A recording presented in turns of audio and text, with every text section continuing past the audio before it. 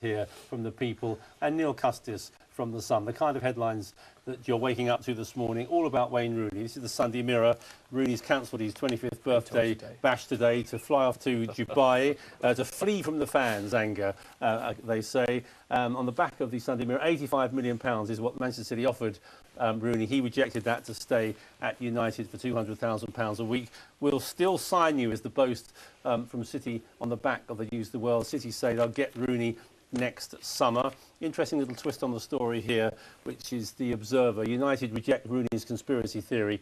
United are denying that the only reason Rooney has signed a new contract is they can get more money for him in the summer. We'll buy you a team, the Glazers have told Rooney. We'll get you 11 players of your choice. And Schneider of Inter Milan could be the first one. That's the Mail on Sunday. And just a little twist again on the story here. This is the Sunday Times. Roman Abramovich, the Chelsea owner, says there should be a salary cap worldwide on players. That's ironic coming after. Now that he's top of the league and he spent all his money on getting all he's the not best gonna sign players, anybody else. and he's not going to sign anybody else. He now wants a salary cap for Manchester City so they can't catch him up. Fantastic.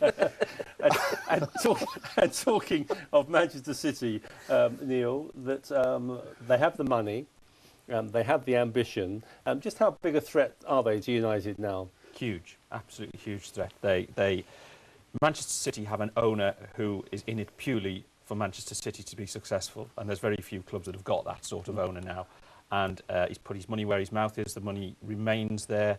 They are looking like a team now. You know, they're looking like a team that is very difficult to beat. It's not as exciting as the Mark Hughes team, but they're getting clean sheets. 7 or 8 clean sheets they've already got. The second in the league, very difficult to be beat.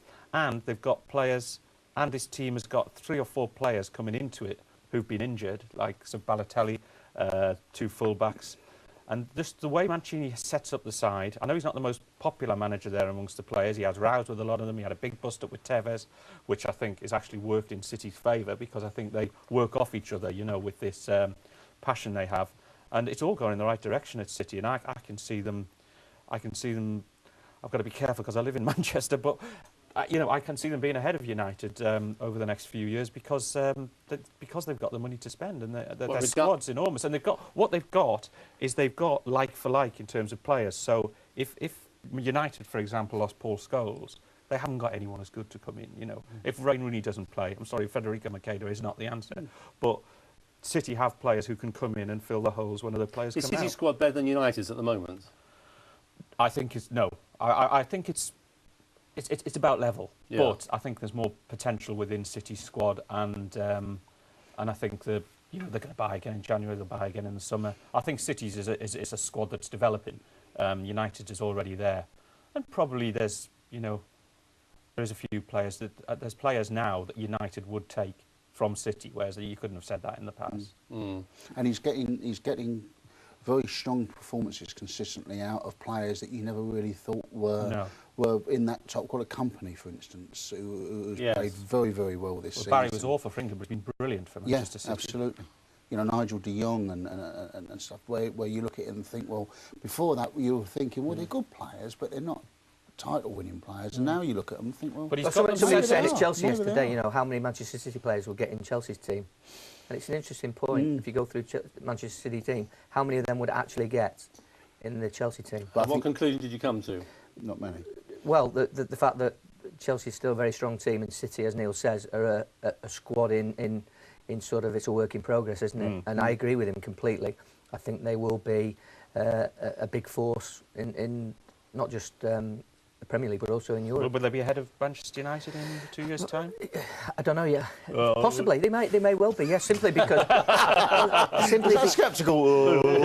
simply because the law of averages says if you throw enough money at something, eventually you'll get it right. And people are saying that Mancini is not the man to lead them to the next level.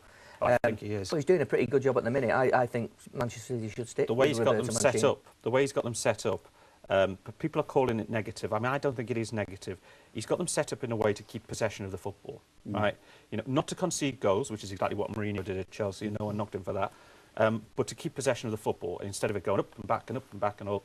And there's a long period of time during games at Man City now where the opposition just can't get the football off them. And then they have, but, you know, are we trying to say Carlos Tevez is an exciting player? Adam Johnson? Sensational watching Adam Johnson at the minute. They play with width, and when he gets his full complement of players back, they are going to be a team that are going to press from the halfway line. Can you see them winning the Premier League this season? No, I think they'll finish second to Chelsea, but I can see them winning it next season.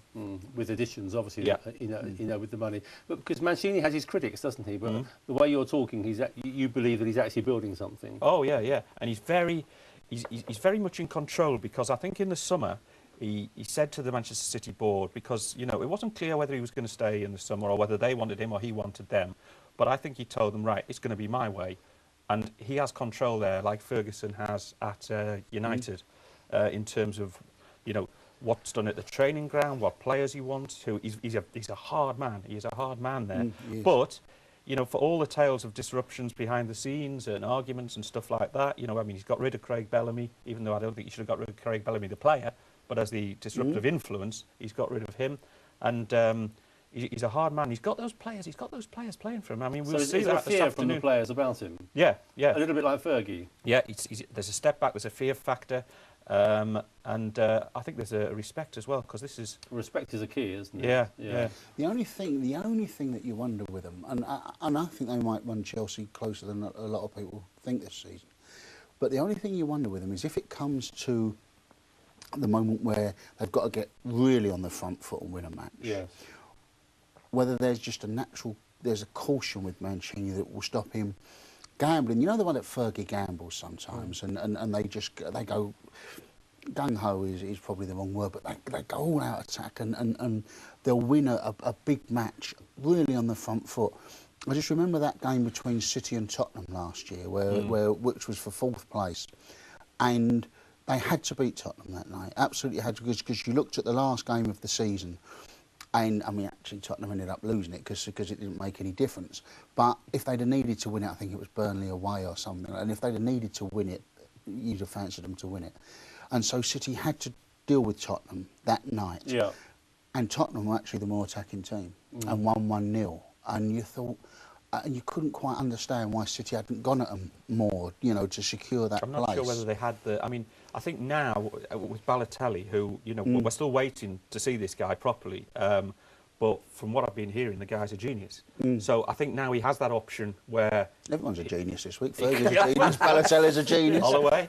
I think he's got that option now. You know, Balotelli can come into the mix now. Johnson is a much better player now than he was a year ago. You know, they've got Milner there as well, who is playing well for them. Barry's playing very well for them. You know, and I think it's a difference. I agree with you, because that was so disappointing, that Tottenham game from a City perspective. They were very flat that night, but. You know, he's had a bit more time, he's got a bit more control, more of his ideas are coming through as well. I think David Platt's been a good addition as well. As his assistant, a lot of his ideas are coming to the fore now, and it's looking good if you're a Manchester City fan at the moment. They're playing Martin Arsenal this afternoon, live on Sky, of course.